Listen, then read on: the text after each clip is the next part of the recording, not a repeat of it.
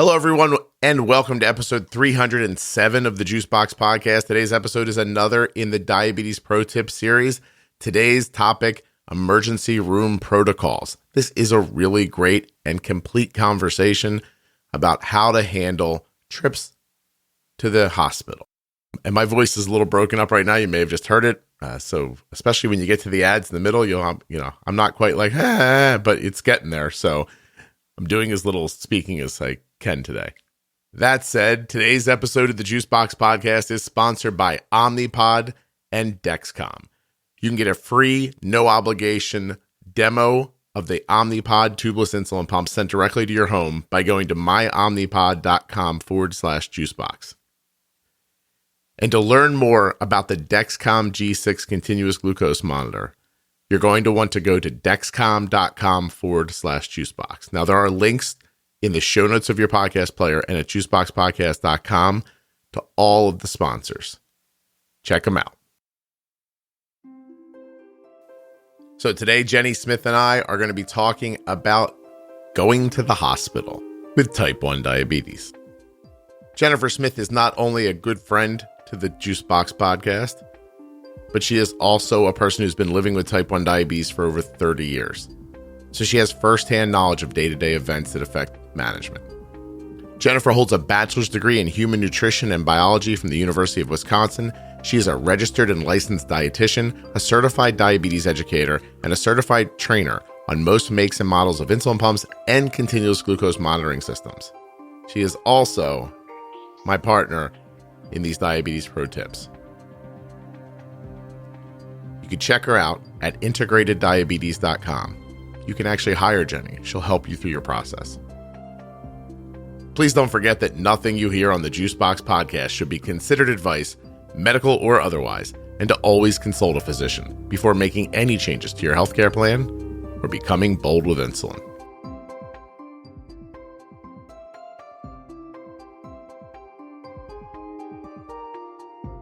So, Jenny, this whole time we're going to talk today, I think we're going to just talk about this one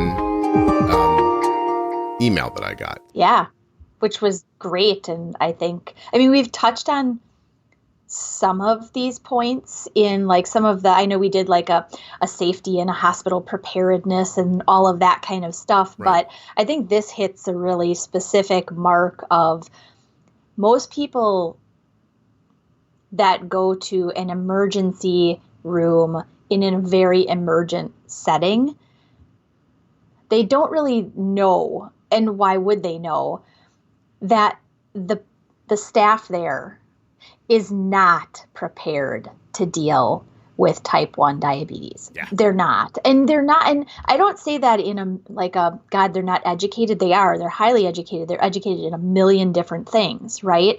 But their focus is so much not type 1. And because the scope of how we manage type 1, especially in the past 10 years, has changed so dramatically, the staff, they can't keep up with that. They don't have time to keep up with that. So when you come in, on these fancy gadgets and all these things, and they're like, whoa, I know an insulin drip and I know how to hook you up to glucose, and that's what we're going to do. It's like, and you step back and you're like, no, that's not how I do this. You come to realize what they really understand is just how to keep you from having a low blood sugar incident while you're there. That's what they know how to do. So you may or may not be surprised by the number of emails I get yearly from nurses and doctors who have children who are diagnosed, or sometimes who have themselves diagnosed.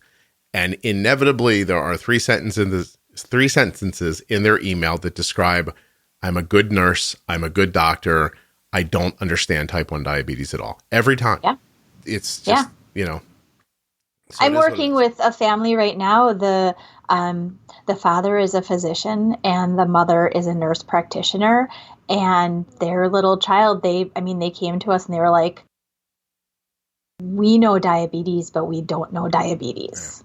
Yeah. We know the coded book description of this is what you do And that should be cut and dry.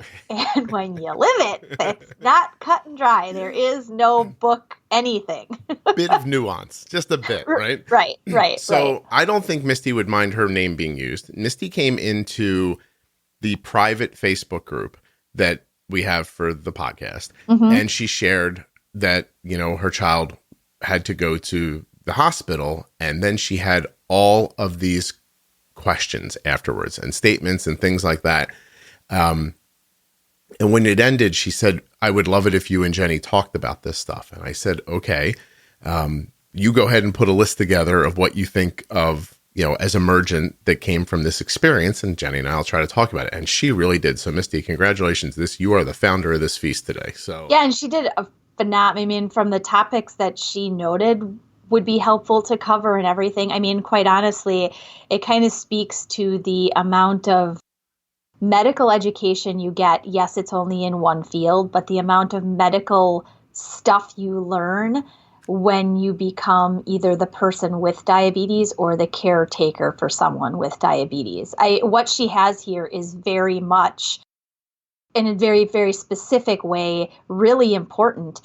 And should quite honestly be like taken to the emergency department heads. And this is what your docs should have a list, a protocol to follow. Yep. So that's what we're going to do. So the real question becomes, the real question becomes, what happens in an emergency situation, in a medical situation, when you are the most knowledgeable person in the room and have the least power?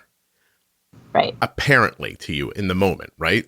Doctors, lab coats, people bubbling around, you're not a doctor, but it turns out you do have power. You just need to know how to assert it. And how to wield it, exactly. Right. So let me read a little bit here. This email is not Misty's initial post in the Facebook page. This is the email she sent to me. And so she said, hey, thanks for considering making this thanks for considering making an episode about emergency care. Going through the sickness with my son, which was the first time he had had a stomach bug since diagnosis almost a year ago, made me start thinking about how to figure out what else I don't know. In this instance, probably the three biggest mistakes made in the ER ended up being the doctor turning off his basal, they didn't hang dextrose, and an absolute refusal to call an endocrinologist. And she said, I knew that these things weren't right, but by doubting herself and assuming that the doctor must know better than she did, she had no idea in the end how to make him do those things that she knew needed to be done. And she should have been more assertive, she says, and sooner. So she just puts a bulleted list here that's terrific. I think we should just go down the list, right?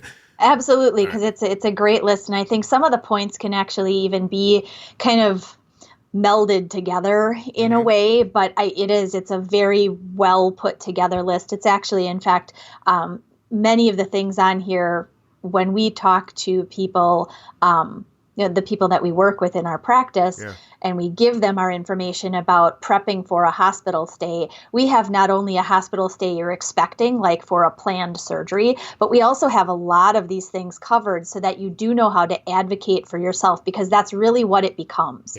When you go to the emergency room, unless you are the person with diabetes and you're completely out, well, you know what? They're going to do what they can do to save your life. And you have no control there then. And maybe you can get into a situation where you don't end up like you've heard people in the past talk about in the podcast, where they have family members sneaking them in insulin and they're doing wouldn't it be nice if that's not how this went, right? It would be lovely for your medical doctors to know about the insulin in your body. So I have a couple of experiences that I'll interject if they fit, and I know you're going to have some. So first question was, how do I know when it's time to go to the hospital, or even at least to call the endo when it's a specific type 1 problem, I guess around illness? So when do you tell people to call? Yeah, I mean, we usually tell people to call their endo, or I guess even a step before that is make sure that you've addressed with your endo a 24-hour emergent line to be able to contact somebody at. Because I guarantee that your specific endo isn't going to be there at 2:00 in the morning every time something happens, right? So the step ahead of that is knowing who to call, what's the number, who will I actually talk to? Is it just going to be a nurse triage, or is it really that I'm going to get to talk to somebody that's going to give me some information without playing phone tag? And answering services still exist too. You might just be getting a person taking a message, right? Correct. I mean, most healthcare systems do have 24-hour nursing care within your, like, you know, whatever your insurance coverage or whatever system you're in, right? And that nurse should also be the one who can help determine what are your symptoms, what's going on, or what's happening with your child. Is this emergent enough? I'm going to call the doctor on call and we're going to get some answers for you, or no, you need to go to the emergency room. I mean, we've used it a couple of times for our boys when they've been like sick, fever, like, you know, rolling around, not feeling great. I'm like, okay, let's call the nurse and see if it's time to go to the doctor, you know? But so from our experience, they've been very, very helpful and good. So that's a first step. If it's daytime, certainly try to call your endo office, get in a very emergent message that, hey, this is what's going on, and have some very good facts to give them. You know, we've checked blood sugar, we've given insulin, we've checked ketones. You know, my child won't take any fluids, or my child can't stop vomiting, or those are very, very important things to be able to give facts so they know what to do with you. I also think that it's important not to get caught up in the emotion of it. Start telling stories, and like they need the facts. They don't need, you know, the extra stuff. My mother-in-law was over, and let that go. That's not important, right? Like the kid's friend was over 3 weeks ago and had, you know, the flu 2 days later. They don't care about. They don't need to know that. We've all been around a person telling a story who's telling a story. They're 5 minutes into it. You're bored out of your mind, and then they go, "So anyway, it was 1 o'clock in the afternoon." Wait a minute. Was it 1 o'clock or was it 1:30? Right. I think, and you're like listening, going, it doesn't matter. It doesn't matter. Yeah. Like, just tell me the story. Right. So and I think too, to remember is that it's possible you'll get a really learned person on the phone who can hear you and respond from their own brain's knowledge. And you might also get someone on the phone who's just following a flow chart, waiting for you to say a key word. So, exactly. Temper your expectations, I guess, too. Right. And definitely, like I said, have the facts in order that you can tell them so they can direct what they need to tell you in the right way. And then, if you really just don't know, when is it actually time to just pick up and go to the hospital? Mm-hmm. Certainly we usually say if it's, in this case, her son had a stomach bug. So my expectation is that there was a lot of vomiting, or maybe there was vomiting and the other end as well kind of coming out. I don't know.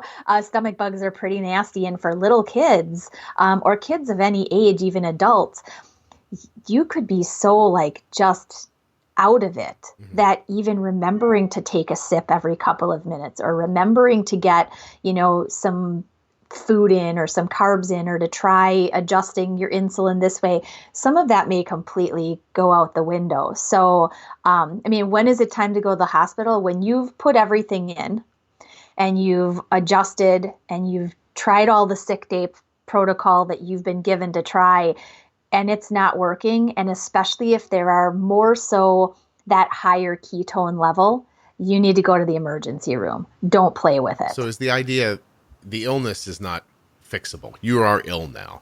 You're ill. You're either able to manage it at home in a way that isn't going to become dire, or you need to be at the hospital prior to it becoming dire. Right. That's correct. That's the idea. And some of the evaluation in this case would be hydration. Mm-hmm. For a stomach bug, when to go to the hospital, especially for little kids, if they haven't been able to even take anything in fluid-wise, or fluid with a little bit of carb, it's time to go. Hydration is a really, really, if you get dehydrated, it's hard to recover from that. And pay attention to your ketones, I would imagine, yes. too, when you're sick. Yep. Okay. All right. So then she says, what do I take with me? Maybe you should talk about the stuff you have prepared in case you're too sick or unable to speak for yourself, a list of medications, outlining of what your normal type 1 care is like, what hospital is best for you to go to if you have a choice. How to get there. Yeah, she lives very far from her hospital, which is interesting. I live in a metropolitan area. I never think about that. Like, Right. I don't realize that some people have to take an airplane to an airport to fly somewhere else. Like, that's not the life I live. If I wanted to go to a children's hospital right now, I could go to 5 of them if I wanted to. Right. Yeah. Right. So, but that's not everybody's situation. So you've talked before though about having a go bag for yourself. Yeah. Next to the door, or even if you keep it in the car, as long as it doesn't have anything like meds or anything that'll freeze, if you live in a cold place or way too hot place. But I mean, some of those things that should be in a bag, especially if you're on a pump, things like extra reservoir, tubing, infusion sites, even a bottle of water, extra batteries, tapes, adhesives, all those kinds of things, even some extra like glucose gel, simple sugar, juices, simple sugar, all the things that you would pack to potentially take along on like a vacation, right, let's say, could be in that bag, along with, and I love that, she pointed out things like a list of meds, 100%, because you know what? When you're bringing your child someplace emergently like that, while you may, the back of your hand, know exactly what the rates are of basal delivery and what they get, and maybe if they're on injections, how much and when you're in that emergent situation, that may completely go out of your brain and you may be fumbling to remember. So having that all, written down, even, if you upload your pump, do a printout once a month of the changes that are in your rates, ratios, time of action and everything. That's available on every pump load site. Right. Download it, put it in the bag. That way it's there. Yeah. Yeah. I think too, as you were talking, it made me realize I'm going to do something. So Jenny and I have topics for some of our episodes, and we just keep them in a simple note in an iPhone, right? And it's a shared note. So I type in a list, Jenny goes back and strikes things out or adds things. We go back and forth. And as we make changes to it, the other person can see the changes. You could just simply have a note in your iPhone that is shared with your husband and your mother and those people, that is a list of medications, what basal rates are, stuff like that, so that everybody has access to that information in a second.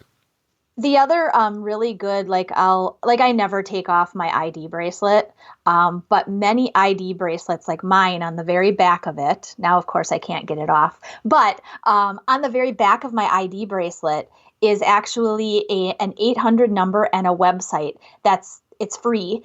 All they would have to literally do is look at my ID bracelet and log into that, and all of my medical history is there. Wow. So if your child wears a necklace or a bracelet or something like that, many, like American Medical ID does a really good job. Most of the other websites, I don't know if they offer that as a free service when you buy a bracelet, but it's a nice way that, again, you don't have to have that list like printed out.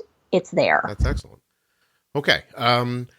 Okay, Misty says, what are the universal non-negotiable things once you're at the ER, like for your safety? She says that in their case, it was not shutting off the pump, they hanging dextrose, not saline. Boy, that one's interesting, isn't it? That they gave him, because the saline drops your blood sugar. And the dextrose versus the saline may, in her circumstance, she's right. But in other circumstances, depending on where blood sugar was, hanging saline versus dextrose, if somebody's coming in DKA, obviously feeding them more glucose, at least initially, you're going to you need hydration. Right. So there are some pieces that go along with the illness that you've come in for to pay attention to. But I think what she's really saying here is asking what's being hung. Right? It's knowledge to say, okay, you're hanging saline. He's come in with a stomach bug. I understand that you're trying to provide some hydration, but let's look at where blood sugar is. Let's look at all these things. Then she, again, also very correct. And it's a big thing that I go over all the women and men and parents that I work with. If you go to the emergency room, do not let them take your pump. Right. Do not let them take your pump. I mean, if you have to scream and yell and whatever, then advocate and don't let them take your pump. If you come in because you've had a pump malfunction, obviously your pump's not going to be doing what you need it to be doing anyway. So they can take your busted pump. there's a difference in the story, right? But definitely not shutting off the pump. The other thing here too is they don't necessarily know pumps well enough to even be able to know whether you've shut it off. So Jenny just brought something up interesting. Okay. I kind of sugarcoat that in a way, like they don't know. It's like when my kids were little, we used to go into a spare room, pull the sofa away from the wall a little bit, and hide Christmas presents behind the sofa, and the kids never knew where they were because they just didn't know to think about that. Right. So I have 2 hospital experiences with Arden, and they both come within the last year, so they're fresh in my mind. One of them is an emergency room visit where Arden had abdominal pain. It was bad. We went into the ER. The first thing I started doing, and now keep in mind that this ability to do this comes from a confident standpoint. Like I was confident when I got there. So because you know what you're doing. So I said to the nurse and anybody who walked in, Arden has type 1 diabetes. She's wearing an insulin pump and a continuous glucose monitor. Her continuous glucose monitor is reading her blood sugar live. Here it is. I held it up and showed it to them. And her insulin pump is giving her basal insulin and boluses in case she gets larger. We want to keep these devices on her.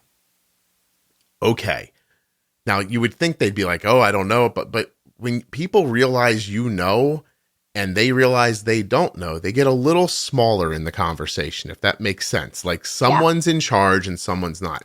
Now, it is not, you're not trying to lord it over them. You don't want them to be like, you're not like, hey, I'm here, I know what I'm doing, back up. It's a very symbiotic thing you're trying to set up. Because you've also come in for help, for something else. Respect what they know. Right. Yeah. Respect what they know. Try to get them to respect what you know. Mm-hmm. It's very important not to come off crazy during those initial conversations.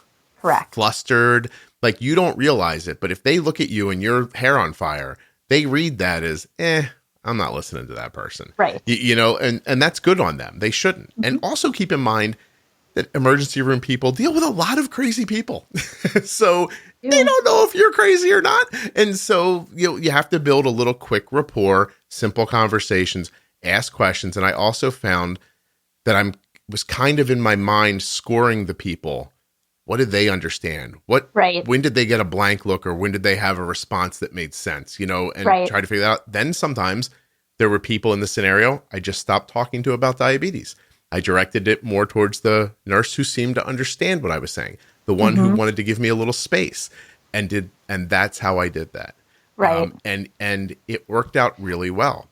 And I think at the same time in your scenario, kind of bringing in until she mentions a little further down, not until the nurse really was like, I need to set you straight and I'm going to call in somebody else to talk to you and set you right and whatever. And she called in an endo consult. Quite honestly, when you go to the emergency room and you know that you may have a stand up and put your hands up and say, I got this, I know. And you know what? You can call an endo, bring them in because I would like another advocate for what I'm doing. Yeah. Right up front, ask for them. There's always an endo on call. There's always a specialist on call that will come. And if I could play psychologist for a second, when the nurse says that to Misty, that's the nurse saying, wow, I really don't know enough to be the stop in this situation. I think that woman should stop telling me what to do, but I don't have enough facts to stop her. I'll go get a person with facts to come in. And then we'll see later that the person with facts came in and, you know, told the nurse. Set the nurse straight. Yeah, set the nurse straight instead of well, Misty. And hopefully overall the nurse may have learned something in that setting too. You know, everything is kind of with diabetes. I find if people are willing to listen, it's a teaching moment. Yep. So, you know, hopefully for the next person who comes in or the next parent with a child who comes in, this nurse will be a little bit more in the know and be able to say, you know what, I don't know enough about this. I do understand that you feel like you know what you're doing. I'm going to call the endo. Let's just make sure everything is good. Everything is the way that it's supposed to be going based on what you came in here for, you know. Exactly. Yeah, exactly. 1 second. I got to tell Arden something. Yeah. I found myself at a speaking event last weekend. And outside of the event, there were vendor tables. And one of those tables was Omnipod. So I went up to the person working the table and I said, hey, I'm pretty good at telling people about Omnipod. Could I try it? And they said yes. And the next person that walked up to the table, I stepped up. I said, hello, how are you? Are you interested in the Omnipod tubeless insulin pump? And the guy said, not really. I thought, whoa, why not? Let me tell you. So first I found out, was he interested in a pump? And he was. Then I explained how the Omnipod worked, that it was a standalone device that didn't have any tubing, that he could wear it while he was bathing or working out, going swimming in the ocean even. Then he started listening. I talked to him about how important it was to continue to get his basal insulin during those activities, and how if he had a tubed pump, he'd have to disconnect to do those things. Then I had his attention.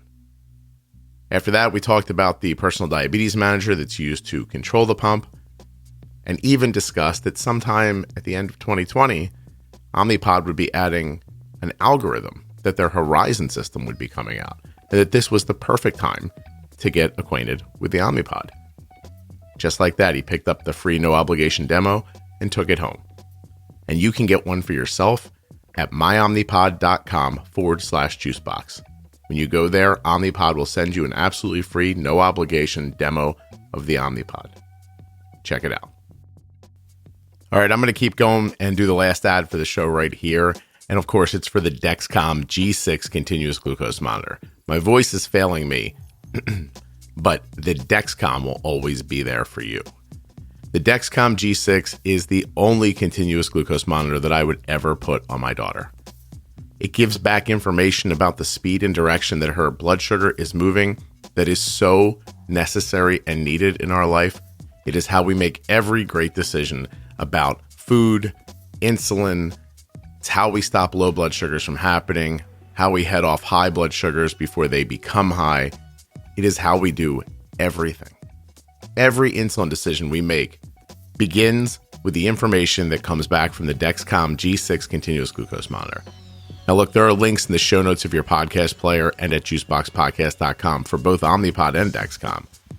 But you can just remember this right here, you'll get to where you need to be. Dexcom.com/juicebox. Go read about the alerts and the alarms, about the share and follow features. Figure out if this is something you want. Don't take my word for it, because my word is do it. I mean, if you want to trust me, just jump right in. But if you don't want to trust me, go read about it at least. Go find out how your child or loved one can be anywhere using a Dexcom, and you can be somewhere else remotely seeing their blood sugars. My daughter's blood sugar right now is 71. She's at school. It's 10:30 in the morning. I can see that right on my iPhone. Dexcom.com/juicebox are the links in your show notes or at juiceboxpodcast.com. And don't forget, if you're thinking about moving to an algorithm-based pump at some point, you're going to want the Dexcom. So now's the time. 1 second, I got to tell Arden something. Has she fallen asleep in class because she's so tired from studying so late last night? She's actually on her way to lunch. She's been at school for 25 minutes and she's going to lunch now, which is great. You know, we always talk at the time that she's heading into lunch. Yes, and you're always texting her, do this, or did you do this, or what Jenny, are you eating today? Want me to pull the curtain back a little bit? People like hearing about that. So there's a reason why I'm always recording while Arden's at lunch and not at other times. I'm much more well thought out than I give myself credit for. Or than I let you believe I am. Okay. And then she asks at the end, is it ever okay to shut off insulin? So Misty, I'll tell you that I was rocking Arden's blood sugar for hours in the emergency room, and there was no food going into her. Like, we had some juices once in a while. We were sipping juices, always let the nurse know juice is happening, because the nurse was always like, look, if you can't manage this, we'll use, I don't know what it is, dextrose or glucose or something like that in an IV drip. And I was like, okay, but I was trying really hard for that not to happen, because just like the nurse who called the endo on Misty, I didn't have any perspective for that. I did not know what was going to happen next. And I was texting Jenny. I was like, what's going to happen if they give her this? Like, what trying to be ready, because I've taken insulin away. Like, I don't know what to do. Right. And we kept it going for a long time, but finally I just couldn't keep it up anymore. Right. Mm-hmm. And so they gave it to her, and the woman's like, let it go for a minute to see what happens. She was right. Like, it shot up, but it came back down pretty quickly again. Like, had I given her insulin for that, that would have been a major problem. Mistake, right? Yeah. And then once we got that drip regulated and then got her basal rate to where Like I just adjusted her basal to manage the dextrose instead of what it was usually managing. She was getting a very tiny bit of insulin, but a little bit. And that was it. And it's making me realize as we're talking, the tools really do work anywhere. Like they work in that situation too. So I guess confidence and honest, actual confidence that comes from experience that it's gone over and over again the right way is really helpful. And I think that, as far as what you were doing, because you know how to manage and you know how to adjust, you know how to turn things down or turn them up or micro adjust with little bits of juice. If, if the person can take a little bit by mouth and it's okay according to what, their protocol is in the emergency room, or again, like a dextrose drip, if that's an option and you can adjust accordingly with your basal insulin drip, great. But and I hesitate to say, is it a yes or no? Is it ever okay to shut off insulin? Technically, no, for somebody with type 1.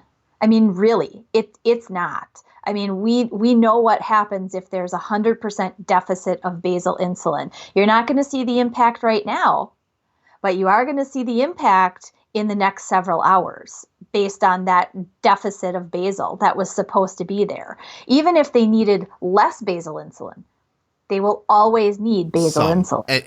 And if you get to that spot where it all is out of control, they're going to take it over. Then they are going to take it over. Correct. The minute your life feels in danger and they don't think that what you're trying helps anymore, you're going to lose control of the situation. Right. And that's obvious. I want to fill in here that Misty said that eventually it seemed like the ER doc was probably confused about pump therapy in general and didn't realize that her child wasn't also getting a long-acting, previously injected insulin. So that doctor did not understand what the pump does. No, and that's not a common misunderstanding, quite honestly. Like I said, initially, the docs and the nurses and the staff that work in the emergent setting of an emergency department, they know a lot. They really do. Yeah. But they're not schooled in this setting. What was the difference again between type 1 and type 2? They're just, I mean, they know if they sat down at a desk and talked to somebody, they could tell you the difference, right? But I think because they don't work it all the time, there really is this disconnect in understanding someone with type 1 diabetes. And I hope lots of healthcare professionals listen to this, maybe. But there is a deficit. You don't have insulin production. You have got to have at least the background drip, drip, drip, drip, drip of insulin. And if you're somebody on MDI, which Misty also asked, what about people who are using multiple daily injections? What about them? And that kind of goes along with the emergency preparedness bag. If you can grab your supplies and take them along to the hospital with you and you're on multiple daily injections, I guarantee you need to grab your basal insulin, whether it's, whatever brand you're using, bring it along, because while the hospital will have within their formulary a basal insulin to use, they may, one, not know how much you're using, and they'll base it on a formula to calculate how much to give you. Right. But if you don't tell them when you've taken your last dose or when you usually take your doses of basal insulin, in the hectic nature of what they're trying to do for you, maybe you take it at 5 p.m. every night and you end up going to the emergency room at 3 p.m. in the afternoon and you're there for 7 hours. Well, you know what? 5 p.m. comes and you don't get your basal insulin, you're going to be at a deficit, but they don't know that. Yeah. And they're going to be not inclined to give you medications they don't understand. So here she says, how should you advocate for yourself or your child if things aren't happening, right? Like she's like, what if asking nicely just doesn't work? I think then it's okay to ask to speak to someone else. Correct. At some point you have to just say, listen, I really do see that you're trying to help, and I always put it back on myself. So there's a little trick I use sometimes in personal communication where if things aren't going the way I want them to, and I believe it's because the other person's not understanding me, I put that misunderstanding on me. I'm like, maybe, I think maybe I didn't explain it right. Yeah, I'm not explaining this correctly, but it's obvious that we're not on the same wavelength here. Could I just talk to someone else and maybe re-explain? Maybe they'll hear me differently. You know, maybe how I'm saying it will hit them differently, whatever. But just know that I've been at this a long time and I know this isn't right. And so this can't be the end result where we're at right now. And that's where I think advocating sooner than later, if you are getting any pushback, even in the first, minutes of being there, ask for a consult with an endo. Right. Ask for somebody to come in who can, from an understanding place, advocate with you and or for you based on what you then tell them. And I think another piece that obviously goes into it is, what is your typical plan of care for a day, right? How much insulin, how sensitive are you? All those dosing, strategies that you use, all those doses and everything that you use from a ratio standpoint, sometimes having it just written down rather than trying to explain it visually to somebody who is medically trying to help you at that point, they could read it and it may just click. Yeah, because they're not used to looking at your pump settings or talking about it, maybe even the way you talk about it. And listen, I speak to a ton of people as you do. There are a million different ways that people explain the same things all the time, right? Like you hear somebody say it one way, then someone else says it another way. And then a third person found a fun way to say it. And like, in an emergency situation, you don't want to be using the fun way around the house to explain it to the doctor because they don't know what the heck you're talking about. No. So Arden's emergency room visit was eventually, it turns out, because she had a cyst next to her fallopian tube. And it would cause her like incredible stomach pain. So eventually, after a lot of testing for other things, we figured that out and we found ourselves getting surgery for Arden to have this cyst removed. So we must have met with the surgeon 4 times prior to the surgery. And every time at the end, I would just say, hey, I just wanted to remind you that Arden has an insulin pump and a glucose monitor, right? And that we want to keep them on her during what is really only a 45-minute procedure. And the doctor was, oh my God, yeah, that's great. Yeah, you guys are doing great. Just do it. She just, boom. Yeah, sure. Then we get to the hospital that day and we're doing intake. And I realized the first nurse is just getting her set. She's not going to be part of the procedure. But then eventually another nurse comes in who's obviously going to be in the room. I say, hi, I don't know if the doctor told you, but my daughter has type 1 diabetes. And she picks the chart up and looks. She goes, no, I didn't know that. And I was like, okay. And I said, well, she does. And she's wearing an insulin pump and a continuous glucose monitor. And look at her blood sugar right now. Look that I've kept my daughter's blood sugar between 100 and 130 for the last 12 hours because you made her fast for this. Okay. Right. And so keep in mind that that's incredibly difficult to do. And I don't want you to take this the wrong way, I've done it. Okay. So, and if you need it for another 45 minutes, I can do that too. Okay.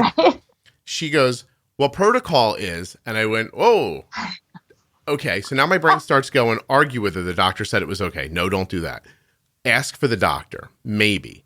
Then another nurse walks in the room. I swear to you, I turned away from the woman I was talking to, looked at the next one and went, hi, I don't know if you know this or not. Like the first nurse wasn't even standing there anymore, but my daughter has type 1 and I went all through it and luck have it. She goes, my best friend has type 1 diabetes. Wow, you're doing great. Let me see your graph. I think my friend has a Dexcom too. We talk about this sometimes. You're doing great. Yeah, do whatever you want. Yeah. And that was it. And I said, okay, great. I said, if she does get low, feel free to give her glucose to bring her blood sugar up. Would you like to take her phone into the operating room? And they were like, yeah, absolutely. And they put it in a surgical bag. They stuck it on the operating table so that it could stay connected to everybody. Once I found somebody who got it, she was thrilled to not be involved in it. Right. Much like your school nurses and your administrations at school, once they realize you can take care of this and you're like, we don't want to go to the nurse anymore. That's their dream, not to take care of your kid, So I found that very same situation. Kept Arden's blood sugar nice and stable during the procedure. And then as soon as she was out and her blood sugar tried to go up, I stopped it. I was much less aggressive than normal, but I had a goal. Like I'm going to try to keep her under 170, without getting her low because she was loopy. Yeah. Anesthesia is not fun. Right. And it worked. But it didn't work because I had the conversations with the doctor. It didn't even work because it worked because I kept having the conversation Right. So don't get into a position where you feel like I've said this once, because you said it once to somebody who doesn't understand. And it's also hard in that scenario when you've explained it and now you come in and you have to explain it yet again. And then they come in with more people and you have to explain it yet again. It's hard not to start to get like this escalation of, oh my God, if I seriously have to explain this to one more person, I'm going to my head's going to explode. I mean, you really have to take that level down so that you can advocate well for yourself and you don't start to look like the crazy person. Right. There's something about the suspension of, I don't know what it is, expectation or ego or something like that. You're just, and I always explain, I never explained it from a asking point of view. I was always being matter of fact about it. Like, you know what I mean? Like there's an idea behind having, whether you're buying a car or any kind of like a situation like that, someone's in charge. Right? Like someone's in charge. And when you start at the hospital, by default, the hospital people are in charge. If you become subservient in the conversation, you are immediately under them and you'll never go anywhere else. Right. And it's all human interaction. So you start with, hi, I don't want to sound crazy or full of myself. We're really good at this. Let me show you how good we are at it. I promise this is the truth. And here's what I'd like to do. Here's what I think I can accomplish. Would that work for you? Then you kind of loop them back into the process again, showing them they're important. It's manipulation, really. But other people call it communication. But, you got to do what you got to do. You do. And sometimes even the team might have, in a scenario of going to the hospital, even for like a planned procedure, like the case of Arden's surgery, right?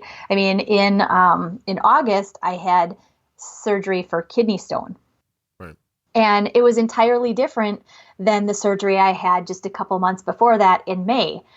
In August for my kidney stone, I had to, my mom came to the procedure with me, and after it, when she was bringing me home, she's like, I can't believe how many times you had to explain to different people the same exact thing. And I was like, yep, I know. I've done this many times, Mom. And she's like, I know. But she's just like, I'm really proud that you didn't get so flustered. And she's like, I would have hit somebody over the head with a chart. She's like, I wouldn't have done that. I'm like, well, you would have. But, it was actually the anesthesiologist who was the most, besides the admitting nurse, it was the anesthesiologist for me who was really phenomenal. He was really interested in my CGM graph. He was really interested in fact, he kept my phone in his pocket, the whole entire procedure, and he was awesome. It was actually the surgeon who kept asking me, how much did you turn your basal insulin down?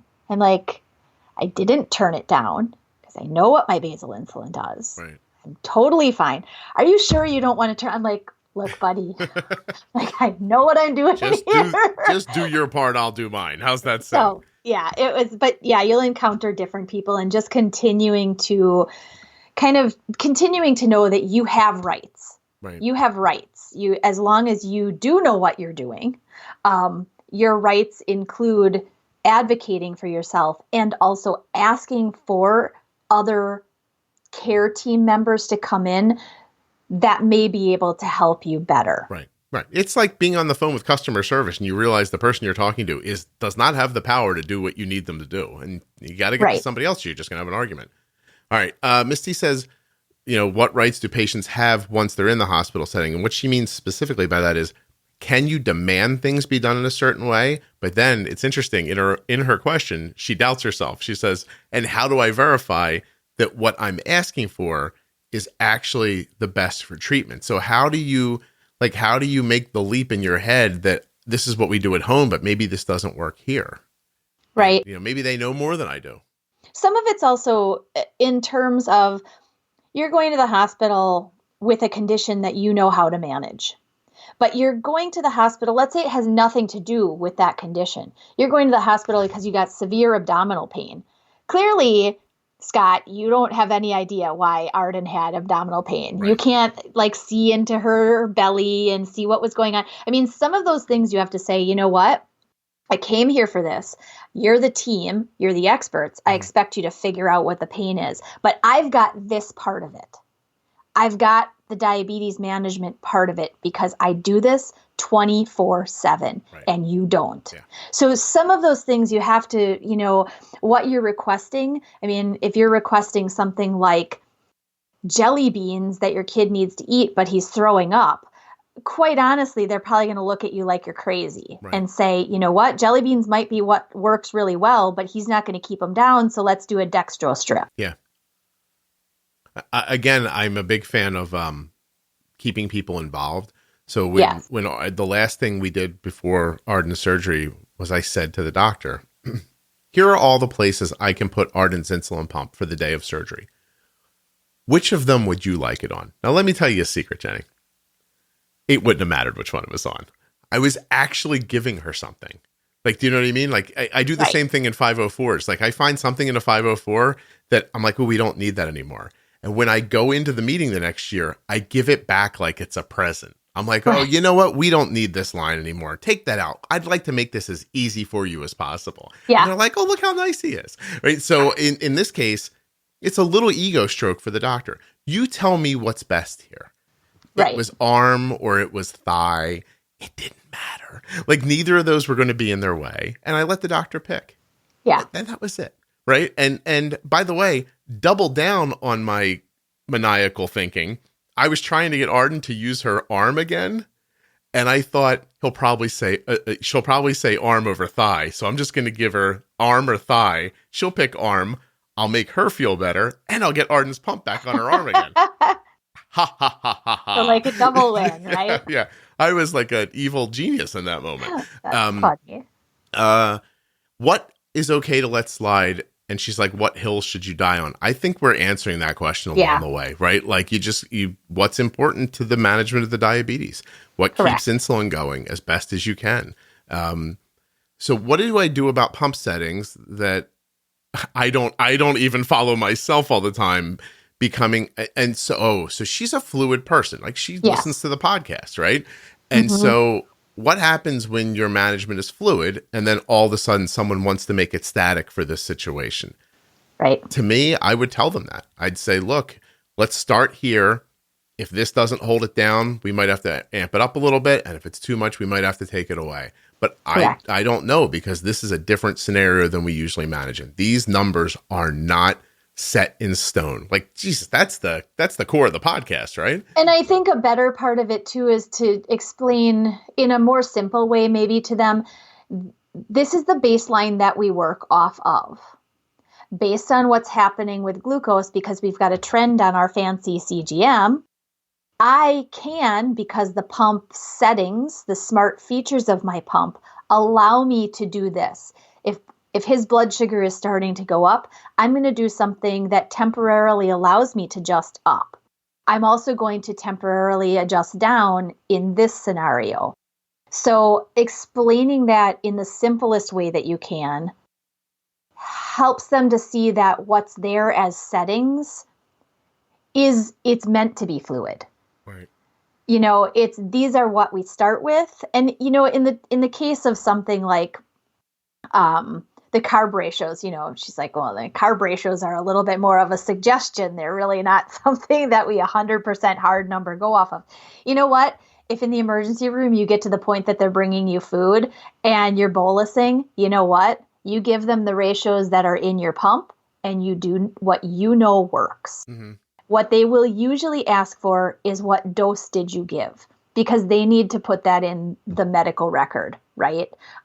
They don't know that it's been adjusted up or adjusted down based on, whatever. You say, this is what my pump suggested I take. This is what I'm taking. Right.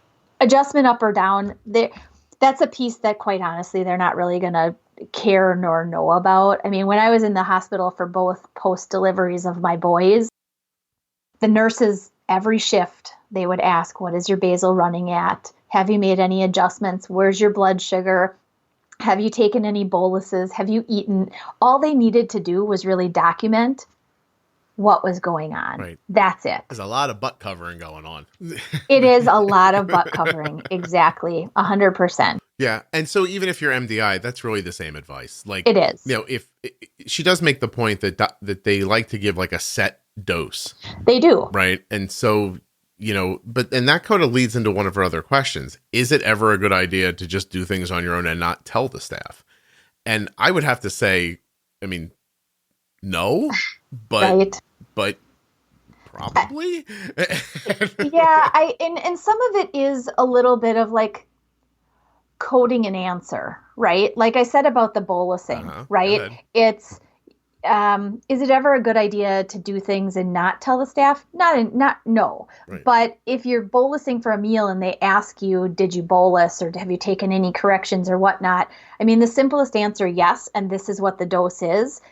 That's kind of the level that they need. They don't need to know that you factored in, well, it looks like his blood sugar is dipping, so I adjusted back by this much. They don't, again, too much story. Right. They don't need to know that. Yeah, they're lost now because they don't have diabetes. Now. Yeah. Right. And then they start thinking I've got a crazy person who's like just giving willy-nilly doses of insulin. Right. I don't agree with it. Let's shut the pump off. Yeah. It might seem disconnected, but when you hear a late night talk show host make a joke about diabetes and you think, how could they possibly do that? When I know all of this stuff about life with diet, they don't know. That's the answer. The answer is they don't know any of that stuff. And so these people you're talking to very well may not know most of what you're saying. So listen to what Jenny's saying. I've said it one way. She's saying it another way. Get them to do what you need them to do. If they say 5 units because that's what we do, but it's 6, maybe it's okay to do 6. If they want to do 5 and you think it's 15, that you're probably going to have to say to them, right? Because you're protecting your own safety. That's what you're really doing, right? You're trying to protect your safety against your blood sugars, and going high is how it feels most of the time. Right. But the truth is too, you would need to protect it from going low. You would not want to give yourself way more insulin than your doctor knew about, because if you did get low, they wouldn't know how to treat it. Needed. Yeah. Exactly. Right. And for some of the MDI users that I've worked with, and a very good friend of mine, some don't even really have a true set ratio as a dose to use. And I think you had done this for a while too. It's like you can look at a meal and you can say, like my good friend Ginger, she knows her apple and her peanut butter is this many units of insulin. Right.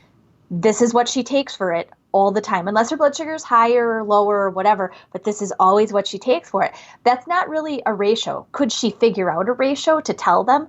Sure. Right. She could. But technically there's no ratio there because you've just figured it out because they're standard foods that you eat, and you know that 5 units or 2 units or 12 units always works for it. And so when you're not Ginger or you or me or maybe a lot of the people listening to this podcast, what do those people do? People who really don't understand this yet about their diabetes, are you just in the hands of that? And that's where these protocols are put into place with the expectation that the medical staff knows best and that the people coming in aren't taking that type of level of care for themselves. Mm-hmm. So they have protocols. They've got these. If this, then do this. If this is where it is, adjust by this much, change to this, add this, plug this in, whatever. And those are safety protocols. They are. But I think from the staff position or the medical, person position, you do have to look at the individual. You have to look at the person who, like you, comes in with Arden and says, I got this. I'm following it. We do this. We do it this way. I know where things are. She's beautiful. She's level. I can manage it. Versus the person who comes in and can't even tell you the last time that they took their insulin or what their rates are running at in their pump. Okay, that person may be the kind that, one, the staff should then get an endo consult in. And 2, the staff needs to follow their protocol, because they can definitely say this person has no idea what they're doing. Maybe that would be a wonderful opportunity for somebody on staff to help that person, because at the end of Arden's initial emergency room visit that I mentioned, as we were packing up and leaving and getting ready to go home and everything, the nurse did come in and say, I really appreciate all the help. I hope I was good. You taught me a lot today. Mm-hmm. You should understand, though, the way you and I started today, because it was a little contentious at the beginning. Yeah. I just tried to stay away from it. She goes, 99% of the people I see in here don't understand their diabetes in any way. Right. And the majority of people she sees that come in are likely type 2 and have had much less education even if they are on insulin, have had much less education than somebody with type 1. No, of course. I mean, So it's just, and to kind of go on the side of the doctor for a second and talk about it from their perspective. You and I talk to a lot of people in our private lives who are constantly raising and crashing their blood sugars like all day long by what they're doing. They don't realize it. They think it's happening to them, but they're doing it, Right. you know, and they don't know what they're doing. And what if I get you into a situation where you have multiple units of insulin going and your blood sugar's crashing? Do you want to have a seizure here at the hospital and in front of the nurse who doesn't particularly understand it to begin with? Like, you know, Right. but then, you know, you just have to understand their perspective and not just understand it for like, you know, nicey, understand it so that you can tell them what they need to hear. Like, right. Like you just, I don't know a better way to say it. When you're arguing with your spouse, right? And you, in your heart, you're like, why are they not hearing what I'm saying? It's because they think differently than you think. Yeah. But if you understood how he thought or vice versa, you could say to him the thing that would put him at ease and help him understand you. And that's what you're trying to do here. You're trying to communicate on a better level than we all communicate on most days. Right. That's all. Right. Right. And, you know, when I worked clinically with an endocrine group in DC at our hospital, we actually worked with the emergency room staff to develop a protocol for both type 1 and type 2 diabetes for when somebody was admitted to the emergency department. And we also had a protocol within the type 1. If somebody came in on an insulin pump, it was an automatic endo call. Yeah. They got somebody there, and if the endo couldn't make it, which was most often because they were busy, one of us, the CDEs, got called to the emergency room to help the ER docs manage. Right. So, you know, not all hospitals obviously have that, but we did it mainly because we saw the need. We were getting called so frequently to the emergency department to manage that they were like, well, let's just get something in place so we better know what we're doing and when to actually bring you guys here. Right. It's not an easy fix. Like these are just ideas that hopefully some of them will make something better for you or the conversation or your health. There's no like do this, this, and this, and you're going to be okay. After this all got posted online, they actually sent me a follow-up question, and it was from another person. And the idea basically was, what if you're an adult friend of a person who has diabetes and is not capable of talking, right? Can't speak for themselves in the moment. Like, is there a way to advocate for them? I mean, as I read that, I thought that's a wonderful idea. I mean, if you're not a blood relative, first of all, they're not going to listen to you to begin with. Or, I mean, they might listen a little bit, but what are you even going to say? You don't understand their diabetes probably any better than, right. You know? I think the easiest way to advocate then would really be to ask the emergency room staff if they could get an endo consult, quite honestly, because, you know, you can, if you know your friend well enough, and hopefully you do, if you're taking them to the emergency room, you haven't just met them on the street corner and, you know, like took them in or whatever. I was in a bar and this guy passed out and right. And I decided to help him. If you know him, it looks like he's wearing this pager with a tube, and I'm not quite sure what that is, but you know, if you're enough of a friend bringing another friend to the hospital, you would typically know that they've got a pump or that they use injections. You may not know how they use it, but you could at least say, hey, you know, he or she has the pump on here. He or she wears and uses this thing that tells them what their blood sugar is. You know, those kinds of things would be easy enough to be able to share with the staff at least. Yeah. I think instead of trying to find a way to talk to the friend, we have to be talking to you listening who has diabetes. You have to, as crazy as it sounds, you probably have to try to break down your diabetes into 6 bullet points and explain that to your friend so that they have that information to ask somebody, listen, you've all been diagnosed, right? And someone downloaded an hour's worth of talking into your head and you got home and went, ah! So, you know, like your friend over dinner once in a while when you mention your blood sugar. That's not how they're going to do. But if you had a bullet pointed, like 5-point list, like make sure they know this is what my basal rate is. Make sure they know, that I'm MDI, and that means I inject my slow acting insulin and my fat. They're two different insulins, like that kind of like simple stuff, like break it down into t-shirt slogans for them. Yep. Right. Exactly. And then, even when you change therapy, then it's important to share with them, hey, I'm not using injections anymore. I'm using an insulin pump. Even that as a simple statement can be very helpful within those simple bullet points of do this or do this. If I'm behaving this way, help me this way, whatever. In fact, just the other day, I brought up with my husband in the, couple of years that I've changed over the type of pumping strategy that I use. Mm-hmm. My husband was very good with my other pump. He knew how to push the buttons and how to do everything. And since I've changed over, while he knows what I'm doing, the button pushing and stuff, I've never gone over with him again. And just the other day I was thinking, I really need to like reteach him all of this in case of need. I think it's important. I really do. Yeah, 100%. Jenny, we've done it again. I really believe that. This is a good episode. It's a good episode and a really great, awesome that your Miss Misty decided that it was a really good topic because thoughtful. It is. It was really thoughtful of her to do. Really super, actually. And that's what I like about, listen, all of you listening are terrific. Whether I've ever met you or I'll never meet you or you'll never say a word to each other, but I've gotten to meet some of the people online a little closer and it's really wonderful. Like that Facebook group is a little more than a couple thousand people who really understand what's being spoken about on the podcast. So when new people come in, they're really helpful. And I just put a post up the other day where I very proudly said, no one's ever been banned or deleted from this place.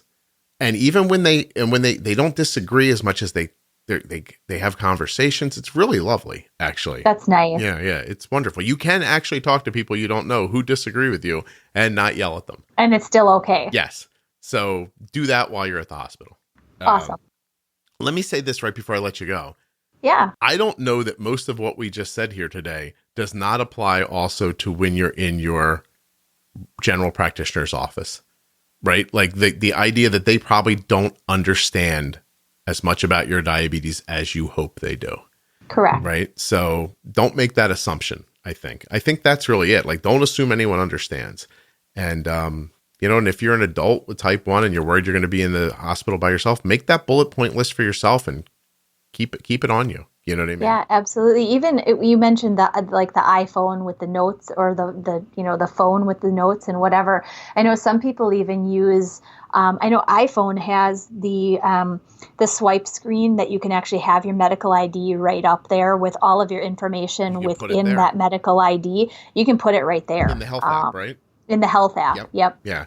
And again, please don't take this the wrong way, but for you type A lunatics, be brief, okay? Yes. Doesn't need to be a dissertation. Right. Then one time when she was 6, okay. Right. The doctor stopped reading when they got to that. I had a plantar's wart that I treated this way 40 years ago. And I'm going to tell you right now, my blood sugar was a little higher during that week, and I really think that plantar wart medicine is what was. So please keep that in mind. I don't have one now, but say I'm unconscious for 4 or 5 months here at the hospital and I develop a plantar's wart and you decide to take it off for me. I really want you to keep in mind what happened to me 40. Yeah. Just keep it simple. What do they say? KISS, keep it simple, stupid, right? Like I don't think they're calling the person stupid. They're saying super simple. And there is a way if you think about it. And if you listen to this podcast, really, you probably have it now. There's a couple of simple ideas that will keep you within a reasonable range and safe. So tell the doctor that stuff. All right. Or just don't get sick. I say as my nose is stuffy. This year sounds harder to do that than other years lately. 100%, right? There's a lot going on in the world. There's a lot of illness going on. So I'm going to tell Jenny a really gossipy story that you guys don't get to hear. So goodbye. Ooh. Bye-bye. Huge thank you to Jennifer Smith. Don't forget you can check Jenny out at integrateddiabetes.com. And to the sponsors of this episode, Dexcom and Omnipod. Please, please, please get your no obligation, absolutely free demonstration pod sent to you today by going to myomnipod.com/juicebox, and then roll right around to the Dexcom at dexcom.com/juicebox. There are links to all of the sponsors, so not just Omnipod and Dexcom, but also the Contour Next One blood glucose meter and touchedbytype1.org right there in the show notes of your podcast player, and of course at juiceboxpodcast.com. I'm sorry about my voice. I'm trying. I actually have to go to Atlanta and speak next week. Don't freak out, Atlanta. I'll get this fixed. I need a Band-Aid for my uvula. Hey, there's a giveaway going on the blog. It's ardensday.com. Scroll down a little bit to recent articles. I have one brand new Omnipod pullover. It's really super nice and soft. It's given to me for Arden, and she never fit in it. So we just found it in the back of a closet. Super nice. There's pictures there. It's a ladies small, but if that's your jam, actually it's a ladies extra small. So if that's your jam, go check it out. Real simple to enter. One of you is going to win it. Might as well be you. It's been a while since I've said this, so let me just remind everyone who may be newer to the show. The Diabetes Pro Tip series began back in February of 2019 at episode 210. And in my estimation, these pro tips should really be listened to in order. The first one, number 210, was Diabetes Pro Tip, Newly Diagnosed or Starting Over. At episode 211, we get to all about MDI. At episode 212, all about insulin. Episode 217 is about pre-bolusing. There goes my voice. Episode 218, temp basals. Episode 219, insulin pumping. 224, mastering your continuous glucose monitor. Episode 225, bumping and nudging blood sugars. 226, the perfect bolus. 231, variables. At episode 237, Jenny and I talk about setting basal insulin. That's the one about getting your basal rate right. Episode 256, Diabetes Pro Tip, exercise. 263, fat and protein. I bet you didn't know you had to bolus for fat and protein. Go find out about that in 263. Then at episode 287, Diabetes Pro Tip, illness, injury, and surgery. Episode 301, glucagon and low blood sugars. And then, of course, today, 307, emergency room protocols. And there will be more. Check them out. The feedback on them from listeners is really terrific. I think they'll be an abundance of help to you. I hope you have a great day. Thank you so much for listening and for sharing the Juicebox podcast with others. I'll see you next week.